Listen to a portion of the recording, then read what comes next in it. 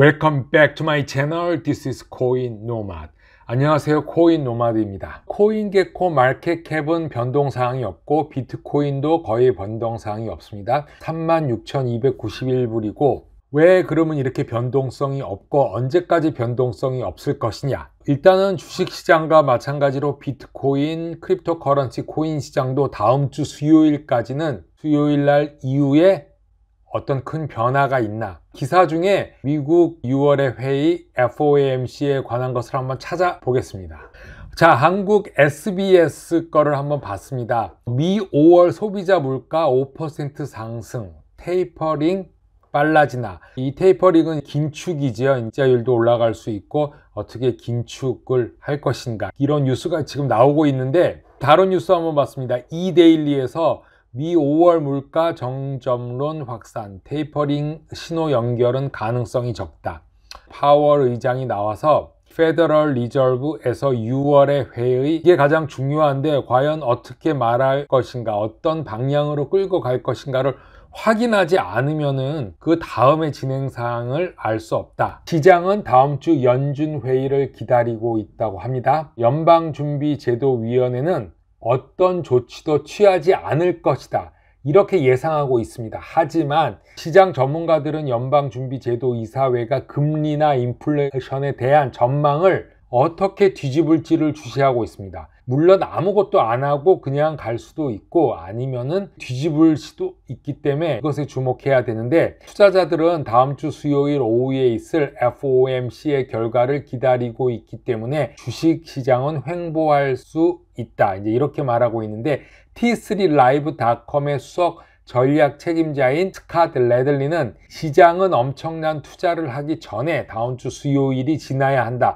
라고 말하면서 큰 장애물인 페드, 연방준비제도를 다들 바라보고 있다, 이렇게 말하고 있습니다. 시장은 중앙은행의 채권 매입 프로그램에 대한 논의에도 적응하고 이 프로그램이 시장의 유동성을 제공하고 금리를 낮게 유지하기 위해 대유행 기간 동안 시작되었는데, 연준은 올해 말 소위 양적 완화 프로그램을 다시 시작할 것이라는 기대를 하고 있죠. 일단 중앙은행이 월 1,200억 달러 채권 매입을 줄이겠다고 하는 신호를 보내면서, 즉 테이퍼링을 말하는 거죠. 긴축을 말하는 것인데, 기본적으로 완화에서 긴축으로 정책을 일대 전환할 것으로 예고하고, 연준은 어떤 조치를 취하기 훨씬 전에 하락 신호를 먼저 보내서 예상을 하게끔 만들 것이다, 이렇게 예상하고 있습니다. 2023년까지 금리 인상에 대한 자체 전망치는 나타나지 않는다고 합니다. 1년 전부터 2% 이상 물가 인상은 없다고 말하고, 그 다음에 2023년까지 금리를 올리지 않겠다고 하는 게 연준에서 지금까지 계속 말했던 이야기였죠. 제가 생각하는 것도 경제 전문가는 아니지만 시장에 2015년부터 2020년까지 그 팬데믹 전이죠. 엄청나게 양적 완화를 했고, 또 2021년 팬데믹이 일어난 후에 풀린 엄청난 양의 유동성을 회수하는 게 이게 만만한 것이 아니다. 일단 시장에 풀린 돈은 회수하기가 힘들다. 그래서 끊임없이 풀려야 한다, 이런 게 이제 제 기본적인 생각이고, 그러기 때문에 그레이트 리셋에 대해서 제가 비중 있게 영상을 내보내기도 하였습니다. 미 달러 패권을 유지하기 위해서 페드 연방준비위원회는 끊임없이 돈을 풀어야 하고, 제롬 파월 연준 의장은 중앙은행이 오후 2시에 성명을 발표한 이후 기자들에게 시장을 안심시킬 것이라고 확신한다, 이렇게 말하고 있는데, 파월은 테이퍼링, 긴축 논의는 올해 말에 일어날 수 있다고 암시를 하고 있고, 옐런도 인플레이션이 일어날 수 있다고 암시를 하고 있죠. 하지만 이거는 암시일 뿐이지 긴축을 쉽게 논의할 수는 없다고 생각을 합니다. 월스 파고 레이트 전략 책임자 마이크 슈마허는 이 긴축은 시장을 위협할 것이며 우리는 인플레이션 예측이 크게 증가하면 시장은 다시 한번 놀랄 것이다. 그렇죠. 지금 시장을 안정시켜야 되는데 이 긴축을 논의해서 시장을 죽이는 그런 위험한 일은 하지 않을 것이다. 뿌린 돈은 회수해야 되는 것은 당연한데 어떻게 해야 할지 지켜보도록 하겠습니다. 그레이스케일의 베리 실버트는 트윗에 bad things, 음식값과 오일 가격이 오르게 될 때는 많은 나쁜 일들이 일어나고 충격을 받은 몇몇 사람들이 알람, 경종을 울린다고 말하고 있습니다. 이 말은 크립토에 관한 것만 올리는 것이 아니라 경제 전반에 관한 얘기도 하고 있죠. 베리 실버트는 하이퍼 인플레이션이 만약에 온다면은 정말로 어려워질 수 있다. 그래서 몇몇 사람들이 이거를 미리 알고 경고를 울리고 있다. 이렇게 말하고 있죠. 그만큼 하이퍼 인플레이션, 과도한 인플레이션, 즉 우리가 말하는 음식값과 기름값이 오르게 된다면은 여기저기에서 사람들의 피부에 와닿는 나쁜 일들이 일어난다. 경제를 계획하고 경제를 움직이는 사람들도 이 하이퍼 인플레이션을 가장 무서워합니다. XRP 차트를 보겠습니다. 이 차트는 2021년 전부터 지금까지의 차트로 7, 8개월 정도 차트죠. 가장 주목하는 것은 XRP가 계속적으로 급상승했죠. 그러다가 하락을 하면서 12월 24일 SEC의 제이 클레이턴이 소송을 하면서 이렇게 하락을 했습니다. 이 당시만 해도 엄청나게 긴장하고 무서웠죠. 결과적으로 크게 보면은 8개월 동안 이렇게 어센딩 트라이앵글로 결국은 저점이 높여졌다.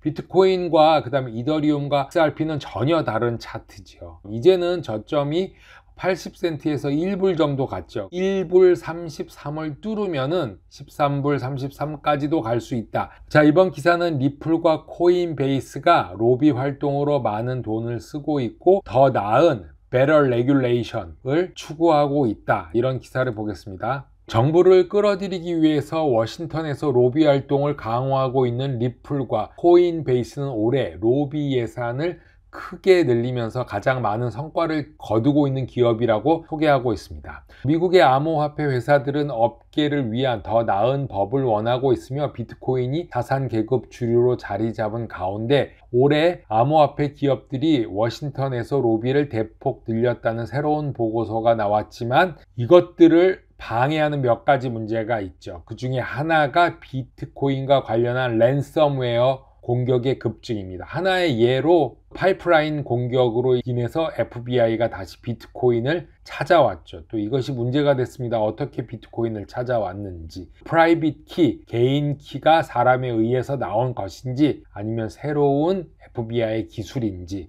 이런 것에 대한 얘기가 뒤로 나오고 있습니다. 미국은 다른 주요국들에 비해서 암호화폐 규제에서 뒤처지고 있고 금융과 기술 분야에서 세계적인 선도자임에도 불구하고 빠르게 성장하는 산업을 주도하기에는 여전히 부족하고 있는데 하지만 바이든 행정부는 마침내 암호화폐를 감시할 의도로 보이고 또 재무장관인 자넷 옐런으로부터 SEC의 회장 게리 갠슬러에 이르기까지 많은 업계 규제 기관들이 계획을 확고히 수립하고 있고 암호화폐 회사들이 큰 돈을 쓰고 있는데 더 힐의 보고서에 따르면은 리플, 코인베이스, 잭도시의 스퀘어 등이 이러한 노력을 주도하고 있다고 말하고 있습니다. 블록체인 협회 이사인 크리스틴 스미스는 암호 산업의 폭발적인 성장은 민첩하고 대응력이 뛰어난 친성장 법률과 규정과 일치해야 하고 의회 의원, 규제기관, 행정부 구성원들과 지속적인 참여 없이는 달성되지 못하고 있다. 이렇게 말하면서 로비스트들이 가장 타겟으로 삼고 있는 규제기관은 역시 국세청,